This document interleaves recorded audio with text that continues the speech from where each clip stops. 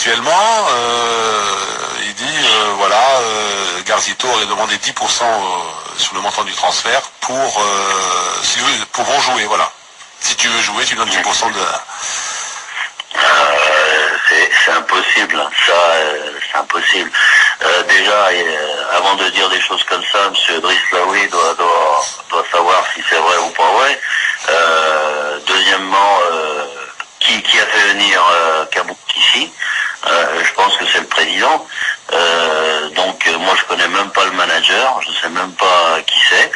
Et troisième chose, pour moi il est interdit de toucher 1 centime à un joueur, et j'ai jamais fait ça de ma vie.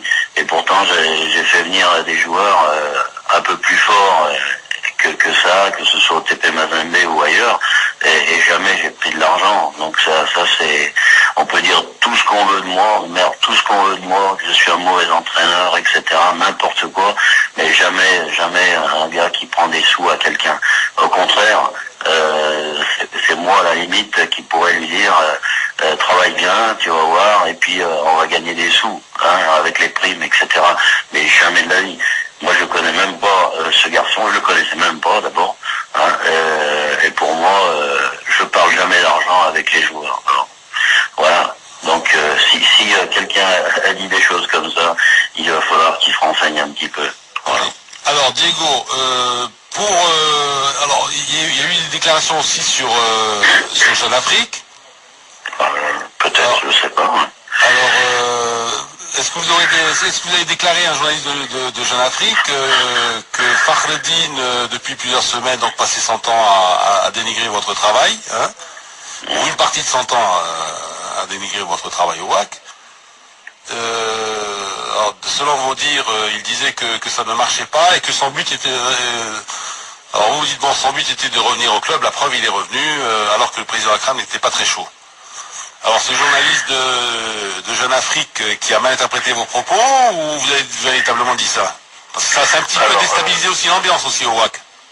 Comment? Ça a un petit peu déstabilisé l'ambiance, je dirais. Bah, alors, l'ambiance, vous savez, quand il y a un comité qui part dans tous les sens et qui dit n'importe quoi, bon, il faut savoir une chose. Premièrement, il y a une personne du comité qui est partie, qui voulait pas que le club avance. Il y a le président qui est là et puis qui essaye de faire avancer les choses. Et puis il y en a qui veulent prendre la place du président aussi. Donc c'est vrai que ça part dans tous les sens.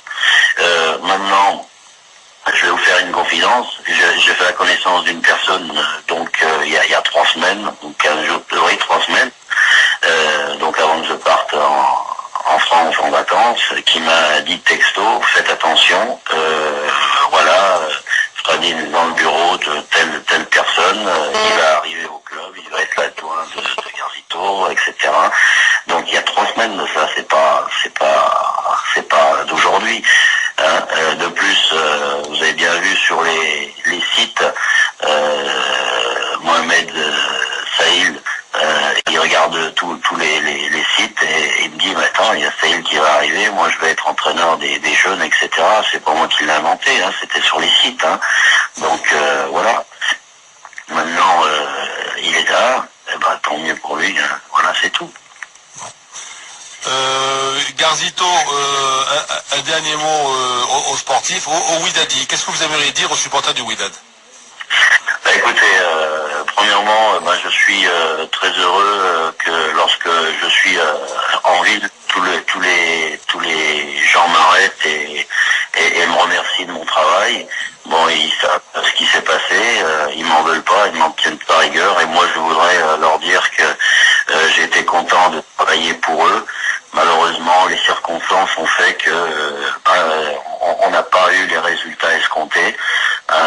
Vous prenez tous les matchs un par un et vous allez voir qu'il y a des problèmes à tous les matchs, hein, que ce soit avec les cartons, que ce soit avec les expulsions, que ce soit avec des pénaltys non sifflés ou des erreurs d'arbitrage encore, avec des buts hors jeu pris, etc.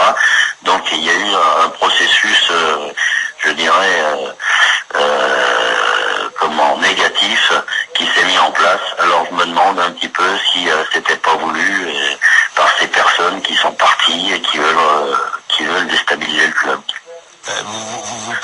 des personnes peuvent déstabiliser, c'est-à-dire bon, peuvent influencer l'arbitrage aussi, dans ce cas-là?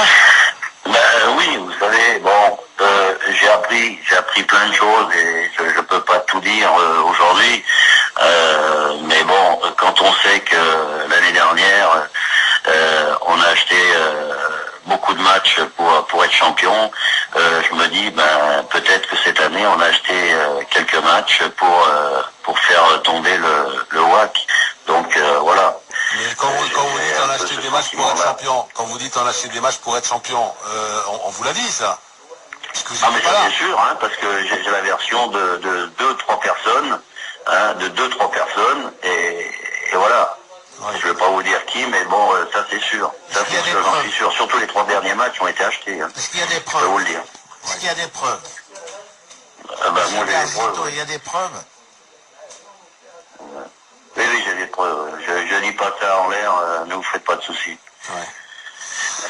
Bon, merci Diego Garzito donc avoir été avec nous. Hein, donc une chose certaine, c'est que vous n'avez pas la langue dans la poche, hein, ça c'est sûr, hein, parce que Non mais Ah, je dis encore une cette fois, dernière je déclaration remercie va. tout le monde de m'avoir Ouais. soutenu. Ils savent que bon, c'est pas de ma faute tout ce qui arrive. Ouais. Bon, malheureusement, cette expérience, elle me nuit un petit peu parce que bon, je suis venu avec une certaine crédibilité et il y a des gens qui veulent me faire passer pour un bandit. Je peux pas admettre ça. C'est pas possible. C'est pas possible.